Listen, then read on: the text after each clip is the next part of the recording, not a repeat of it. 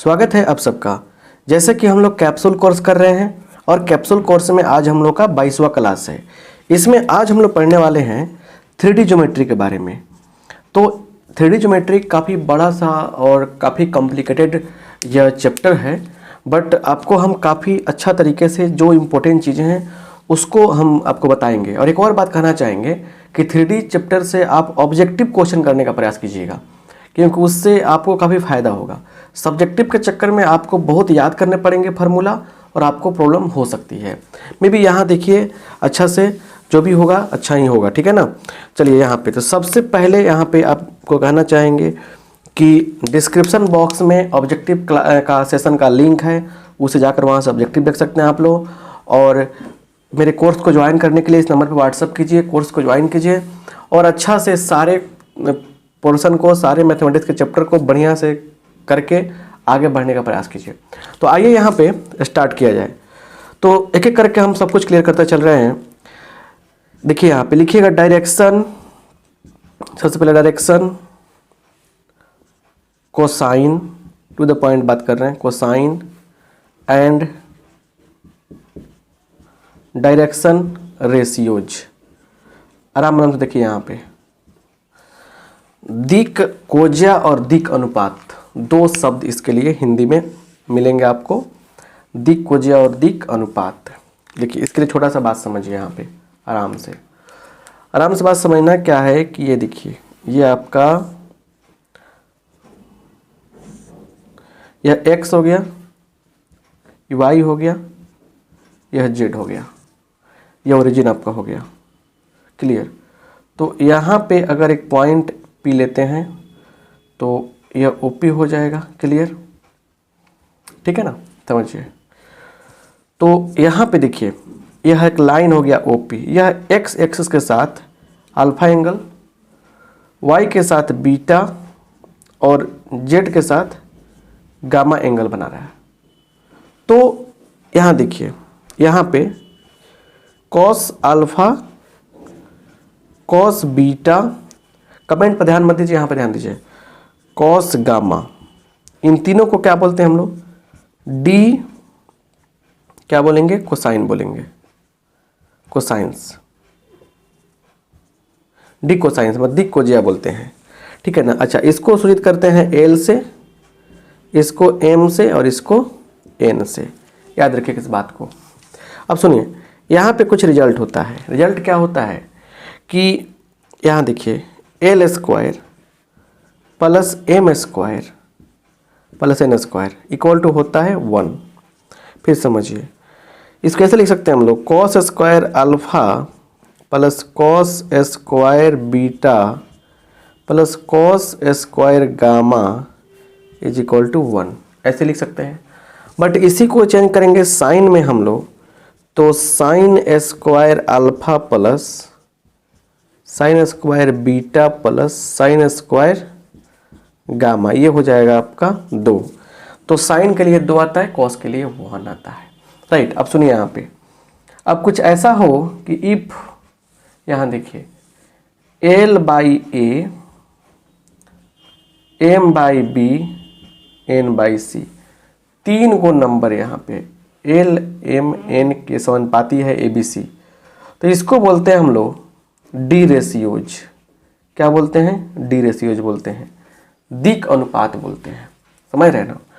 और एक बहुत ही इम्पोर्टेंट रिलेशन यहाँ पे होता है, उसको समझिए, रिलेशन, संबंध। यहाँ देखिए एल बराबर क्या होता है, तो देखिए करते क्या हम लोग लिखते हैं ए बट्टा रूट अंडर ए स्क्वायर बी स्क्वायर सी स्क्वायर। एम बराबर क्या होता है, बी बट्टा रूट ओवर ए स्क्वायर बी स्क्वायर सी स्क्वायर। और फिर एन बराबर क्या होता है, सी बट्टा रूट ओवर ए स्क्वायर बी स्क्वायर सी स्क्वायर। तो काफ़ी जल्दी से, मतलब मेरे कहने का मतलब ये है कि जो चीज़ें इंपॉर्टेंट है उसको पढ़िए ना। कैप्सूल कोर्स करके है, इंजेक्शन दे रहे हैं आपको, कैप्सूल खिला रहे हैं, तो डिटेल में तो काफ़ी हम इस चैप्टर को पढ़ाए हुए हैं, वहाँ से आकर देख सकते हैं, उसके लिए दिक्कत नहीं है। आप व्हाट्सअप भी कर सकते हैं, आपको डीपली पढ़ा सकते हैं हम, बट जो चीज़ें इंपॉर्टेंट है उसको समझने का प्रयास कीजिए। इसको स्क्रीनशॉट लीजिए। चलिए,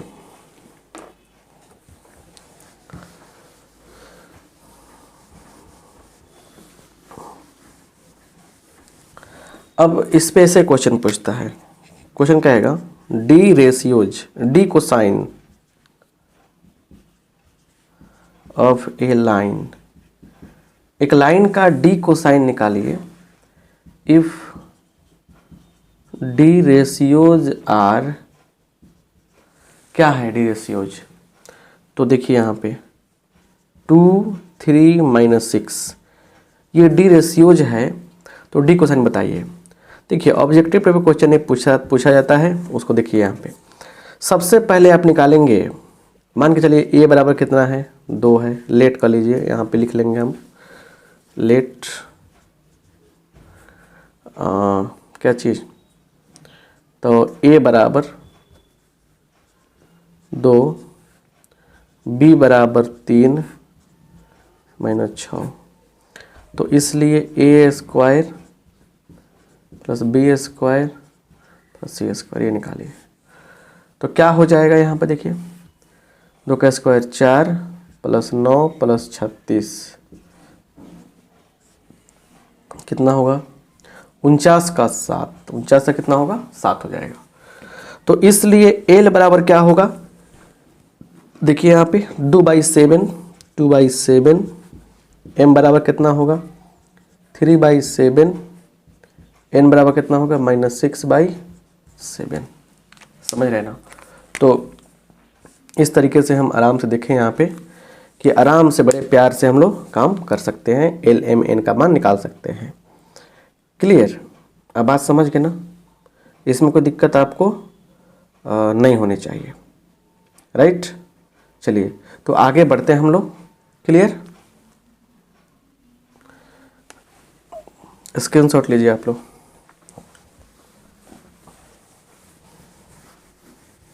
इसका ऑब्जेक्टिव सेशन जो आएगा उसको जरूर देखिएगा 1 शॉट के रूप में, ठीक है ना? अब यहाँ देखिए, यहाँ पे रिमेंबर कुछ पॉइंट्स हैं, रिमेंबर उसको याद रखना है आपको। इस पे डी कोसाइन ऑफ, ठीक है ना, पहला एक्स एक्सिस, इसका डी कोसाइन क्या होता है? तो 1, 0, 0। दूसरा वाई एक्सिस, इसका क्या होता है? 0, 1, 0। तीसरा जेड एक्सिस, इसका क्या होता है? 0, 0, 1। ये बात समझ गए ना आप? क्लियर? बात समझ गए ना? एक्स वाई जेड का क्या होता है? डायरेक्शन कोसाइन, ऐसे हम लोग लिखते हैं। और सुनिए एक और चीज़ यहाँ पे, अब अगर यहाँ पे एक लाइन है जो 2 पॉइंट को मिला रहा है, ए x1 y1 z1, ये x2 y2 z2, तो यहाँ पे अगर बात करेंगे हम लोग लिखेंगे d ratios of A B R. A B का डी रेशियोज कैसे निकालेंगे? तो ए बराबर x2 - x1, x2 - x1, b बराबर y2 - y1, c बराबर z2 - z1। ऐसे हम लोग निकाल सकते हैं। आई होप आप बात को समझ रहे हैं। तो इसमें से तो पक्का एक कंफर्म है कि पूछेगा ही पूछेगा, इसमें कोई डाउट नहीं है, ठीक है? तो स्क्रीनशॉट आप लीजिए और आपको हम बता रहे हैं कैसे आगे बढ़ना है, ठीक है? चलिए, क्लियर हो गया? अब आइए आगे, क्या इंपॉर्टेंट है आपके लिए उसको देखिए। सिंपल बात समझिए। यहाँ देखिए एंगल बिटवीन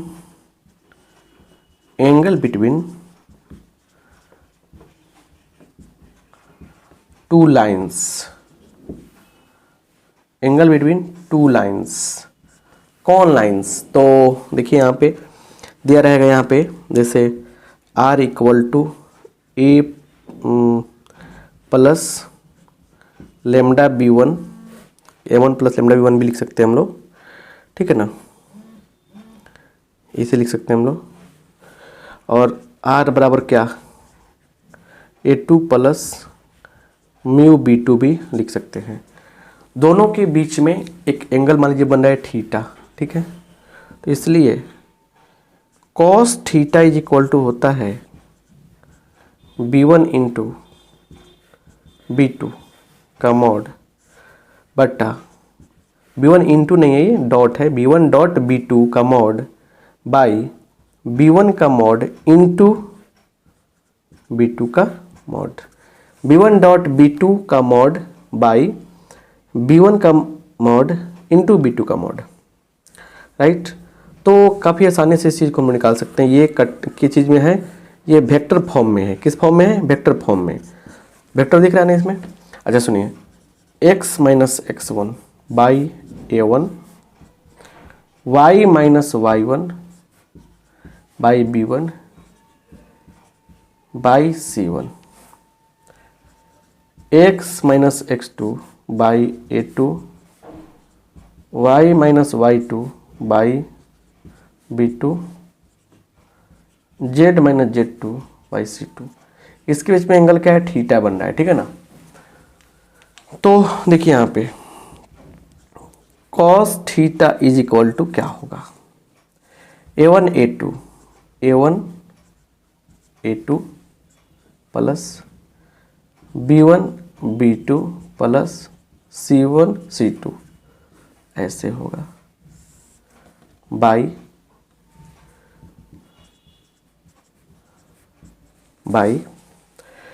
a1 का स्क्वायर प्लस b1 का स्क्वायर प्लस c1 का स्क्वायर ऐसे गुने a2 का स्क्वायर प्लस b2 का स्क्वायर प्लस c2 का स्क्वायर ऐसे कर लेंगे, ठीक है ना। अब कुछ कंडीशन याद रखिएगा। जितने इंपॉर्टेंट चीज़ें हैं बच्चों का भी डिमांड है कि सर इंपॉर्टेंट चीज़ों को फोकस कीजिए, ज़्यादा मत लगाइए दिमाग। जैसे 3D में ही हम प्लेन जो टॉपिक है, प्लेन का जो पोर्शन है उसको हम टच नहीं करना चाहते हैं, क्योंकि उसमें भी काफ़ी 3D एक बहुत ही कॉम्प्लिकेटेड चीज़ है। तो उसको हम क्या बोलते हैं ना, कट करेंगे। जो चीज़ें हम कट करें उसको कट करने दीजिए, क्योंकि समय जो है उसके हिसाब से आप काम करेंगे तो फ़ायदा होगा, ठीक है ना। 3D से ऑब्जेक्टिव क्वेश्चन पकड़ने हैं आपको, बात याद रखिएगा, ठीक है ना। ये भी आपको बताने वाले हैं एक वीडियो के माध्यम से कि आपको कौन कौन टॉपिक पकड़ने हैं, कौन कौन नहीं पकड़ने हैं। ऐसे तो एक वीडियो जारी हुआ है जिसमें आप देखे होंगे कि हमने क्वेश्चन बताया कि कौन कौन क्वेश्चन आपको देखना है, उससे बाहर कुछ नहीं रहेगा। बट फिर भी आप देखिए लाइन जो होगा ना वो दो चीज़ हो सकता है। परपेंडिकुलर की बात होगी, लंबवत, लंब तभी होगा, क्लियर। थोड़ा सा समझिए यहाँ पे, जब क्या हो a1 a2 b1 b2 c1 c2 क्या हो जाए, 0 हो जाए। ये क्या केस है, लंबवत केस है, ठीक है ना। और दूसरी बात यहाँ पे अगर कहते हैं कि पैरेलल कब होगा, जब क्या हो जाए a1 a2 b1 b2 c1 c2 ऐसे, तब पैरेलल होगा तो ये कंडीशन अप्लाई होगा, परपेंडिकुलर में ये कंडीशन अप्लाई होगा। स्क्रीनशॉट लीजिए, तो और भी कुछ कंडीशन हम बता रहे हैं, समझा रहे हैं, राइट।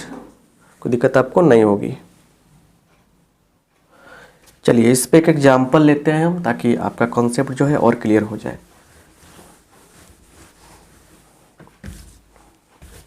देखिए यहाँ पे आप लिखिएगा क्या चीज, फाइंड द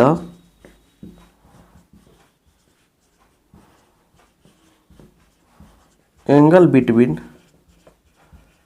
द लाइन्स यहाँ पे दिया गया, उसके बीच का एंगल निकालना है। कौन सा लाइन है थोड़ा समझिए यहाँ पे। तो यहाँ पे गिवन क्या है उसको देखिए, गिवन है x/5 एक सेकंड रुकिए।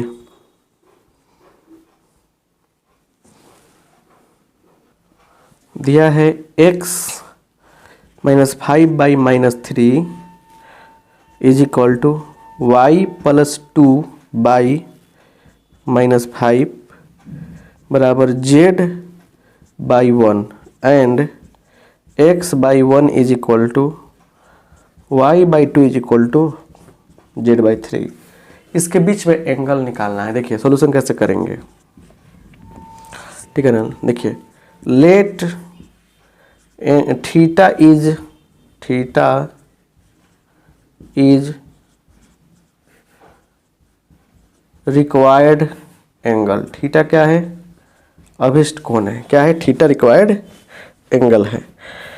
सो कॉस थीटा इक्वल टू, देखिए क्या करेंगे हम, -3 गुने 1 प्लस -5 गुने 2 प्लस 1 गुने 3 का मॉड बट्टा -3 का स्क्वायर 9 -2 का स्क्वायर कितना होगा, -2 का स्क्वायर थे -5 का स्क्वायर कितना होगा, तो 25, 1 का स्क्वायर 1 रूट कर देंगे गुना 1 का स्क्वायर 1, 2 का स्क्वायर 4, 3 का स्क्वायर 9। तो ऊपर देखिए -3 -10 प्लस 3, क्लियर। तो थोड़ा सा कहीं गड़बड़ तो नहीं हुआ है, इसको चेक करना काफ़ी ज़रूरी है, ठीक है ना। थोड़ा सा मतलब कि गड़बड़ नहीं होना चाहिए। एक मिनट रुकिए, यहाँ पे ना क्वेश्चन में 7 दिया, हम मिस्टेक किए हैं। यहाँ पे क्या दिया है, 7 दिया है, ठीक है। तो 7 एकम 7, ठीक है। चलिए तो ये दिया है 7 -10 प्लस 3 बट्टा, देखिए 9 कितना होगा, रूट अंडर 26 9 35 गुने 9 4 13 रूट अंडर 14। अब ऊपर देख रहे हैं हम 0 आ गया, 0 बटा समथिंग क्या होगा, 0 आएगा। तो यहाँ देखिएगा since cos theta equal to 0, मतलब हुआ थीटा का मान कितना होगा, 90 होगा। तो यहाँ पे क्या हुआ, थीटा का करेक्ट वैल्यू निकल गया। आंसर क्या हो गया हमारा, 90 हो गया, राइट। चलिए तो इस तरह से हम लोग निकाल सकते हैं, स्क्रीनशॉट लीजिए। अब इसके बेस पर देखिए आपको होमवर्क देते हैं। अभी क्लास ओवर नहीं हुआ है, बस होमवर्क जो लिख रहे हैं आप समझिए उसको।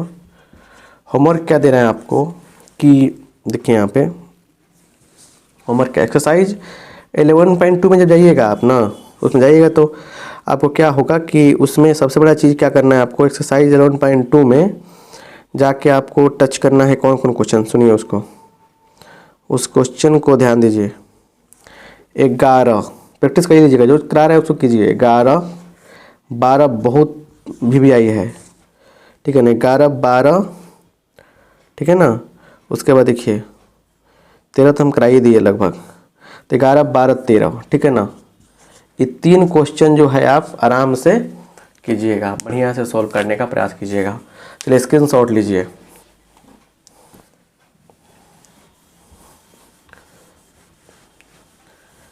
ये सब हो जाएगा आपसे, आगे बढ़ते हैं। चलिए अब आगे एक टॉपिक बहुत ही इंपॉर्टेंट है, उसको कवर करते हैं हम। इससे 5 नंबर क्वेश्चन आ सकता है। SD शॉर्टेस्ट डिस्टेंस, SD का मतलब शॉर्टेस्ट डिस्टेंस। 3D का प्लेन वाला टॉपिक हम कवर नहीं करना चाहेंगे क्योंकि उसमें बहुत ज़्यादा फार्मूला है जो आपके लिए काफ़ी दिक्कत करेगा। इसलिए हम जब ऑब्जेक्टिव सेशन कराएंगे तो ऑब्जेक्टिव सेशन में जानबे करते हैं आप कि ऑब्जेक्टिव हम कराते हैं तो पूरा डीपली कॉन्सेप्ट के साथ में लेके चलते हैं। तो जैसे ऑब्जेक्टिव सेशन आएगा उसमें हम सब कुछ प्लेन से लेकर सब कुछ कराएंगे और क्वेश्चन करना सिखाएंगे, क्योंकि 3D से ऐसा ऑब्जेक्टिव क्वेश्चन करना है आपको तो अभी टाइम वेस्ट करना और आपका मूड खराब करना दोनों घातक हो सकता है आपके लिए। तो जितना चीज़ करा रहे हैं उतना कीजिए आप, ठीक है ना। उसके बाद इसमें कोई अगर फिर भी अगर किसी को आपत्ति हो तो आप कमेंट करके बताइएगा हमें कि सर कोई दिक्कत है हमको। लेकिन अगर टीचर का बात मानेंगे और उसके रास्ते पर फॉलो करते हुए चलेंगे आगे तो आई होप आपको बेहतर ही होगा, क्योंकि हर कोई चाहता है कि उसका विद्यार्थी अच्छा बने। चलिए SD का मतलब होता है shortest distance. Shortest distance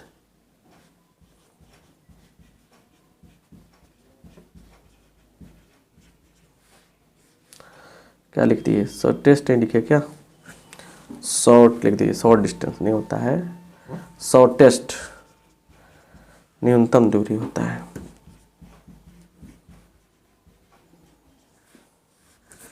shortest distance देखिए यहाँ पे क्या है, पहले 2 लाइन हम एज्यूम करते हैं, R = A1 plus lambda B1 और R is equal to A2 plus lambda B2।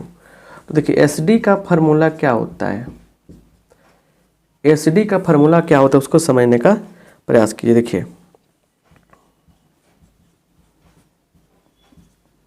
B1 cross B2 dot A2 minus A1 का mod upon B1 cross B2 का magnitude.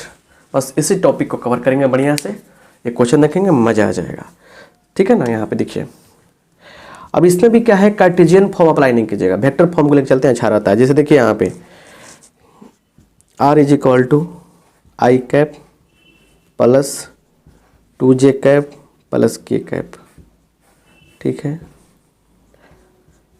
Lambda into i cap minus j cap plus k cap. R is equal to 2i cap minus j cap minus k cap plus mu into 2i cap plus j cap plus 2k cap, है ना, ये दिया गया है। तो इसमें SD क्या निकले, कैसे निकलेगा, देखिए यहाँ पे देखिए ये हो गया आपका A1, यह A2, यह B1, यह B2, क्लियर। तो बस आप समझ सकते हैं यहाँ पे कि फॉर्मूला कैसे अप्लाई किया जाएगा। देखिए यहाँ पे सॉल्यूशन में यहाँ से कर रहे हैं, फिर मिटाएंगे ऊपर, फिर आगे चलेंगे। सॉल्यूशन देखिए यहाँ पे A1 कितना हो जाएगा, बोलिए, vector A1 I cap plus 2j cap plus k cap. A2 कितना होगा, 2i cap minus j cap minus k cap, ये ना होगा। तो अब इतना हो गया, तो अब घटाएंगे, मतलब कि A2 माइनस A1, तो इसलिए क्या करेंगे यहाँ पे दिखेगा कि नहीं, चलिए यहाँ लिखते हैं। इसलिए A2 माइनस A1 कीजिए, क्या होगा, तो क्या होगा देखिए 2 घटा में 1, 1 आ गया, क्लियर, इसमें कोई दिक्कत नहीं है, समझिए बढ़िया से। माइनस j माइनस 2j कितना होगा, माइनस 3j होगा। उसके बाद माइनस माइनस 2k, इतना निकाल लीजिएगा। उसके बाद क्या है, आपको B1 पता है, B1 क्रॉस B2 निकालना हो तो क्या करेंगे, हम लिखेंगे I cap j cap k cap. B1 तो आपका ये हो जाएगा, तो इसके पास 1 है, इसके पास माइनस 1 है, 1 है, 2 1 2, इसको क्या करेंगे, ऐसे निकाल लेंगे हम लोग, क्लियर। अब खुद बताइए कैसे निकालेंगे, स्क्रीनशॉट लीजिए। तो आगे की ओर भी हम इसको मिटाते हैं, ऊपर इसको ऊपर लिखेंगे क्या होता है, ठीक है ना। लिखिए पहले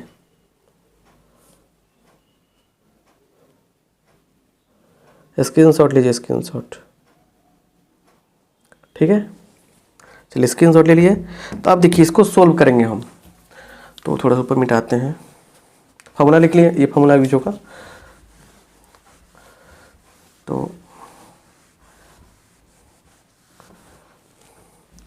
ये क्या हो जाएगा, देखिए यहाँ पे ये हो जाएगा आपका, यहाँ पे इसको सोल्व करेंगे, आई कैप ले लेंगे यहाँ पे, या B1 क्रॉस B2 यहाँ हो गया, तो क्या होगा, आई कैप ले लेंगे यहाँ पे, तो delete delete minus 2 minus 1 minus 3 minus j ले लेंगे, तो डिलीट डिलीट 2 एकम 2 घटाऊँ 2 एकम 2 0 प्लस k कैप हो गया, ये delete delete minus 1 1 into 1 1 minus minus plus 3 हो जाएगा ये। तो ये कितना हो गया, माइनस 3 आई कैप आई प्लस क्या 3 जे कैप 3 जे कैप। तो ये B1 क्रॉस क्या हो गया, B2 हो गया, ये हो गया, राइट। अब जरा ध्यान से देखिए यहाँ पे,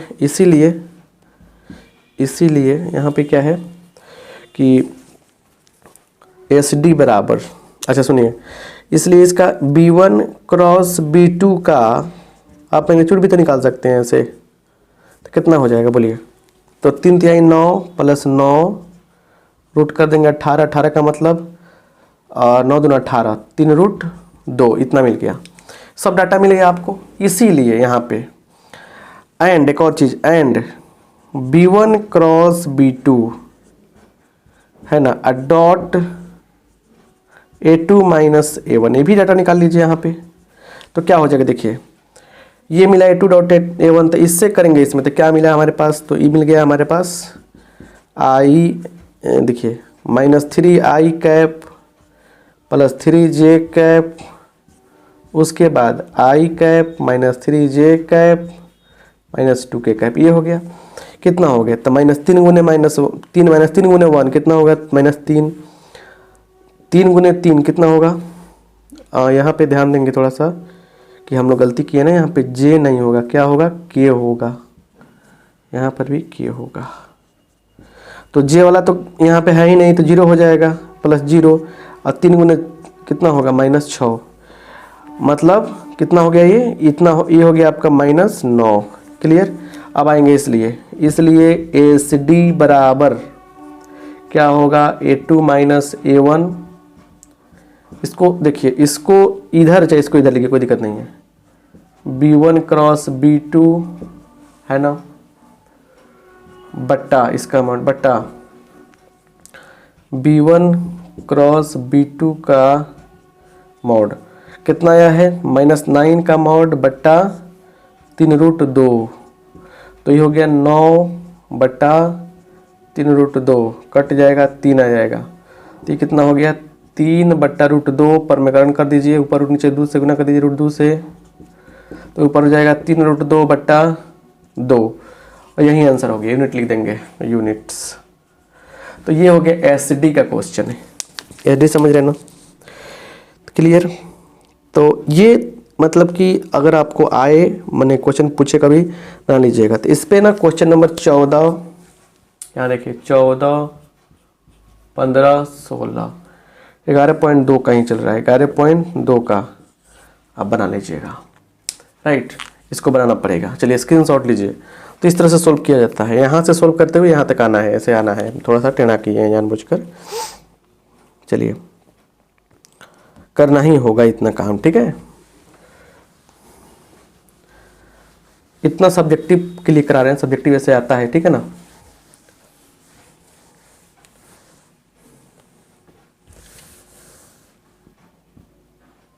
देखिए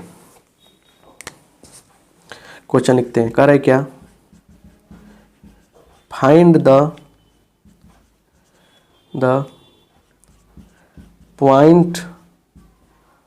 पॉइंट ऑन